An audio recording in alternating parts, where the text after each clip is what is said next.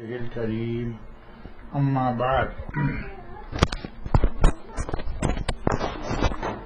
سلسلہ چل رہا تھا علم کے سلسلے میں کہ جتنے انبیاء علیہ السلام آئے ہر ایک کو الگ الگ علم دیا گیا۔ کسی کو علم حلال و حرام کا علم اور کسی کو صنعت و حرفت کا علم۔ چنانچہ حضرت سیدنا یوسف علیہ السلام کو خوابوں کے تعبیر کا علم دیا گیا۔ سیدنا یوسف علیہ السلام اس دنیا میں علم تعبیر الرؤیا لے کر آئے، جسے خوابوں کی تعبیر کا علم کہتے ہیں۔ جب حضرت یوسف علیہ السلام جیل میں تھے، اس وقت آپ نے 2 آدمیوں کے خوابوں کی تعبیر بتائی۔ تعبیر کے مطابق ان میں سے ایک قتل ہو گیا اور دوسرے کو معافی مل گئی۔ ایک دفعہ بادشاہ نے خواب دیکھا، اسے اس خواب کی تعبیر بتانے والا کوئی شخص نظر نہ آیا۔ ایک آدمی نے بادشاہ سے کہا، بادشاہ سلامت، جیل میں ایک آدمی ہے، میں اس سے اس خواب کی تعبیر پوچھتا ہوں۔ چنانچہ حضرت یوسف علیہ السلام نے اس خواب کی ایسی تعبیر بتائی جو بادشاہ کے دل کو بھا گئی، حتیٰ کہ ایک ایسا وقت آیا کہ بادشاہ نے اپنا تخت و تاج حضرت یوسف علیہ السلام کے حوالے کر دیا۔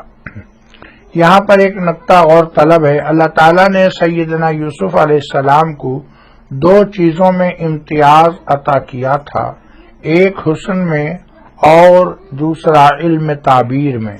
نبی علیہ السلام نے ارشاد فرمایا کہ میرے بھائی یوسف سبیح تھے، اتنے خوبصورت اور گورے چٹے تھے، زنان مصر دیکھ کر کہنے لگی، ما ھذا بشر ان ھذا الا ملک کریم، یہ کوئی انسان نہیں ہے بلکہ تو کوئی مکرم فرشتہ ہے، جو دیکھتا تھا دل دے بیٹھتا تھا۔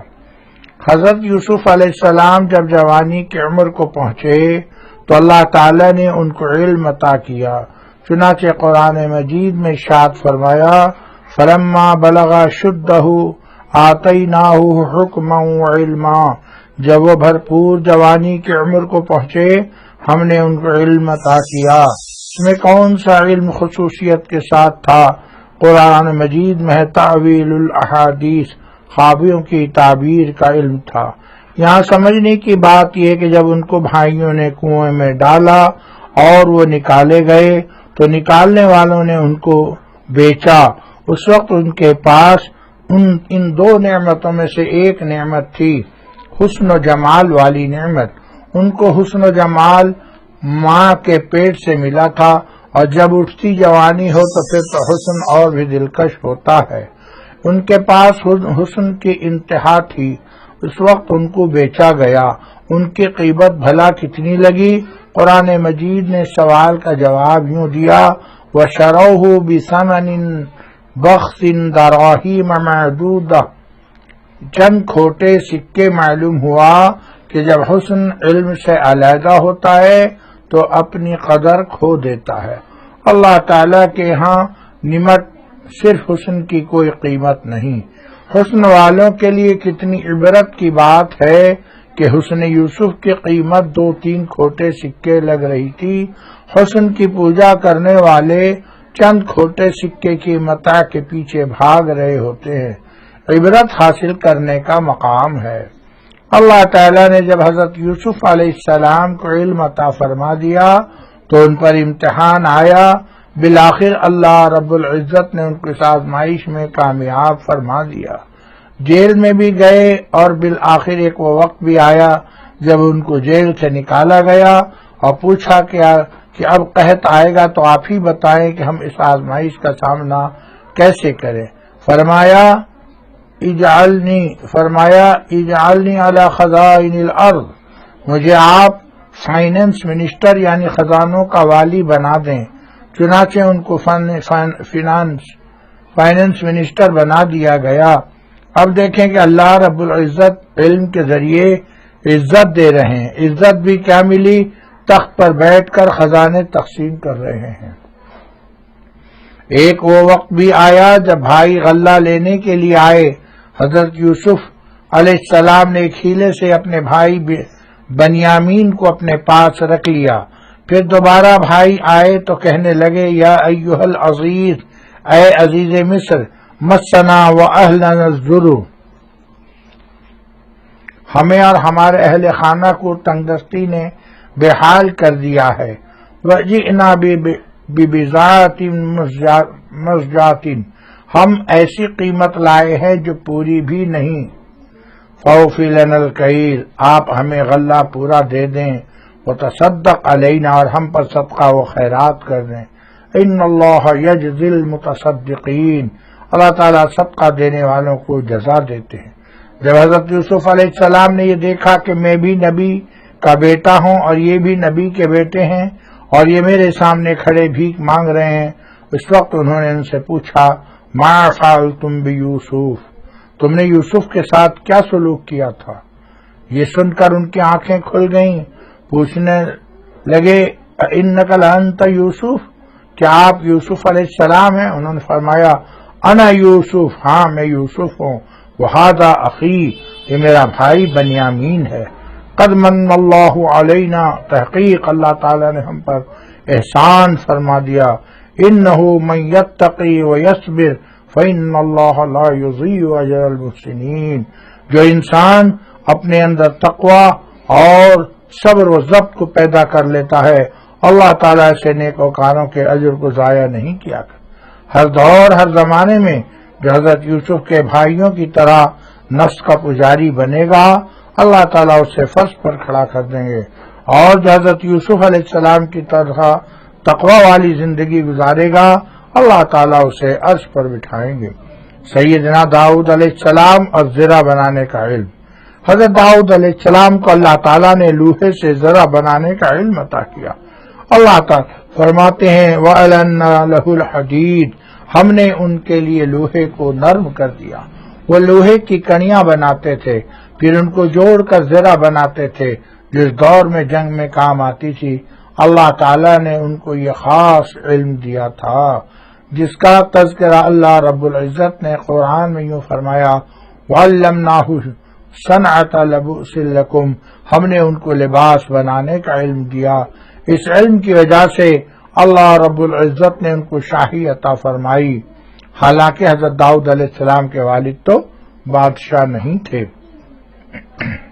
سیدنا سلیمان علیہ السلام اور پرندوں سے ہم کلام ہونے کا علم، ان کے بعد ان کے بیٹے، کس کے؟ حضرت داؤد علیہ السلام کے بیٹے حضرت سلیمان علیہ السلام بادشاہ بنے، وہ اللہ تعالیٰ کے نبی تھے اور وقت کے بادشاہ بھی تھے۔ اللہ تعالیٰ نے ان کو ایسی شاہی دی، بادشاہی جو دنیا میں نہ کسی کو پہلے ملی اور نہ بعد میں ملے گی۔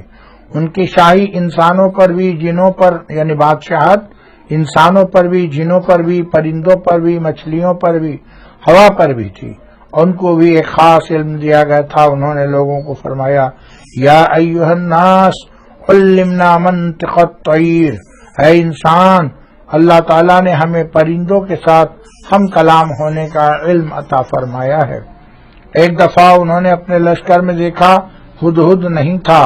یہ ہدہد پرندہ اپنی چونچ سے زمین میں سوراخ کر کے بتاتا تھا کہ وہاں پانی سطح زمین سے قریب ہے یا نہیں۔ جب انہوں نے اسے غیر حاضر پایا، فرمایا کہ یا تو یہ کوئی معقول وجہ بتائے یا پھر اسے سزا ملے گی۔ اتنے میں ہدہد آ گیا۔ اس نے آ کر کہا کہ جی میں آپ کے پاس قوم سبا کی ایک شہزادی کی خبر لے کر آیا ہوں، وہ سورج کی پرستش کرتی ہے۔ اب یہاں پر ذرا غور کیا جائے، کہاں حضرت سلیمان علیہ السلام کی شان، کہاں چھوٹا سے ہدہد پرندہ۔ کیونکہ اس کے پاس علم تھا اس لیے وہ بڑھ بڑھ کر بول رہا تھا۔ اس نے کہا احطت بما لم تحط به وجئتک من سبأ نبأ یقین، من سبأ بنبأ یقین، میں وہ جانتا ہوں جو آپ نہیں جانتے، اور میں قوم سبا کی ایک خوب ٹھوس خبر لایا ہوں۔ اس پرندے کی کیا اوقات تھی کہ حضرت سلیمان علیہ السلام کے سامنے بولے، مگر علم اس کو جرأت دے رہا تھا۔ چنانچہ اس کی خبر پر خطوط بھیجے گئے۔ بالآخر وہ وقت آیا، ملکہ بلقیس خود آنے لگی۔ جب ملکہ بلقیس آ رہی تھی تو حضرت سلیمان علیہ السلام کا جی چاہا کہ میں اس کے آنے سے پہلے اس کا تخت منگوا لوں۔ چنانچہ جب دربار لگا، حضرت سلیمان علیہ السلام نے فرمایا ایکم یاتنی بعرشھا قبل ان یاتونی مسلمین، تم میں سے کون ہے جو اس تخت اس کے پہنچنے سے پہلے میرے پاس لا کر حاضر کر دے؟ قال عفریت من الحق، جنوں میں سے عفریت نامی ایک جن تھا، کھڑا ہوا، اس نے کہا انا آتیکا بہ قبل ان تقوم من مقامک، میں وہ تخت آپ کی محفل برخاست ہونے سے پہلے آپ کے پاس پہنچا دیتا ہوں۔ حضرت سلیمان علیہ السلام نے فرمایا کہ یوں تو بہت دیر ہو جائے گی، مجھے تو پہلے چاہیے۔ اس بات پر جن بھی چپ ہو گئے۔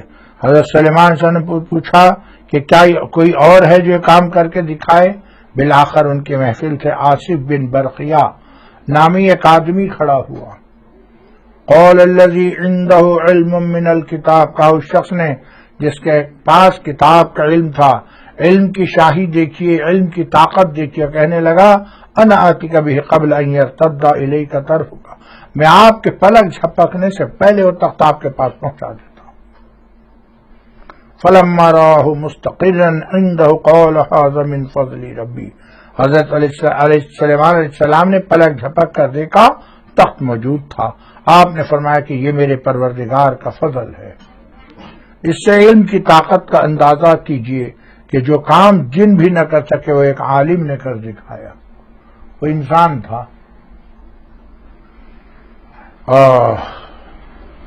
علم میں اتنی عظمت ہے کہ ایک غیر نبی کو ایک نبی علیہ السلام کا استاد بننے کا شرف نصیب ہوتا ہے۔ حضرت خضر علیہ السلام کے بارے میں محدثین نے لکھا ہے کہ وہ نبی تو نہیں تھے، البتہ بڑے اولیاء میں سے تھے۔ ان کی نبوت میں اختلاف ہے مگر ان کی ولایت پر اتفاق ہے۔ وہ غیر نبی تھے مگر ان کے پاس ایک علم تھا جس کا ذکر کرتے ہوئے اللہ تعالیٰ فرماتے ہیں فوجد عبدا من عبادنا آتیناہ رحمتا من عندنا وعلمناہ من لدنا علما، ان کو اللہ تعالیٰ نے علم لدنی عطا کر دیا تھا جو کہ تکوینی امور کے بارے میں تھا۔ ایک شریعت کا علم ہوتا ہے اور دوسرا تکوینی علم ہوتا ہے۔ تکوینی علم حاصل کرنا ہمارے لیے ضروری نہیں، یہ علم کائنات کا نظام چلنے سے متعلق ہے، ہمیں تو صرف شریعت کا علم حاصل کرنا ہے۔ انبیاء کرام شریعت کا علم لاتے رہے لیکن حضرت خضر کے پاس تکوینی علم تھا۔ ایک ایسا وقت آیا کہ اللہ تعالیٰ نے اپنے پیغمبر حضرت موسیٰ کلیم اللہ علیہ السلام کو بھیجا، آپ ذرا جا کر ان سے ملیے۔ یہاں یہ نقطہ خوب غور طلب ہے، ایک نبی ایک غیر نبی کے پاس علم پانے کے لیے تشریف لے گئے۔ پہلی شریعتوں میں عبادات جزوی طور پر تھیں، جبکہ شریعت محمدی صلی اللہ علیہ وسلم میں وہ عبادات کامل ہو گئیں۔ مثلا نماز پہلے بھی پڑھتے تھے مگر مکمل نماز نہیں تھی، اللہ تعالیٰ نے اس امت کو مکمل نماز دے دی۔ روزے وہ بھی رکھتے تھے مگر مکمل نہ تھے، اس امت کو مکمل روزے مل گئے۔ ایک مثال ذرا وضاحت سے سنیے کہ توحید کے قائل تو وہ بھی تھے لیکن ان میں تعظیمی سجدہ جائز تھا۔ یہی وجہ تھی کہ حضرت یوسف علیہ السلام کے ماں باپ نے تعظیمی سجدہ کیا۔ اس امت کو بھی توحید کا سبق ملا لیکن اس کی تکمیل ہو گئی، یعنی وہ تمام چیزیں جن میں توحید کے خلاف کسی بات کا شک ہو سکتا تھا شریعت نے اس کو بھی بند کر دیا۔ مثلا تصویر بنانا حرام قرار دے دیا تاکہ بت نہ بنائے جا سکیں، تعظیمی سجدہ حرام کر دیا تاکہ غیر کی عبادت نہ ہو سکے۔ گویا ہر وہ چیز جو توحید کے خلاف ہو سکتی تھی شریعت نے ان کی مبادیات کو بھی بند کر دیا۔ یہ ہے تکمیل جس کا تذکرہ کرتے ہوئے اللہ تعالیٰ نے ارشاد فرمایا الیوم اکملت لکم دینکم واتممت علیکم نعمتی ورضیت لکم الاسلام دینا، آج کے دن میں نے تمہارے لیے دین کو کامل کر دیا اور تم پر اپنی نعمت پوری کر دی۔ اللہ رب العزت ہم سب کو علم کے سیکھنے سکھانے اس پر عمل کرنے کی توفیق عطا کرے اور اللہ تعالی ہمیں عالم باعمل بنا دے۔